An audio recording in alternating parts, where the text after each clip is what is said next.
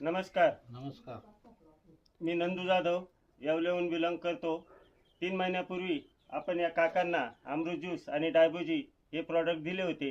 त्यांनाच त्यांच्या तोंडून विचारू त्यांना काय त्रास होता आणि काय रिझल्ट आला. काय त्रास होता आपल्याला आणि काय रिझल्ट आला? नमस्कार. नाव सांगा. मी अंबादास लक्ष्मण कोल्हे. मला गुडघ्याचा आणि पायाला मुंग्या येत होत्या, त्या एकदम व्यवस्थित राहून गेल्या. सांधेदुखी कंबरदुखी बी होती, ती पण राहून गेली. औषध खूप छान आहे, हे सर्वांनी घ्यावा.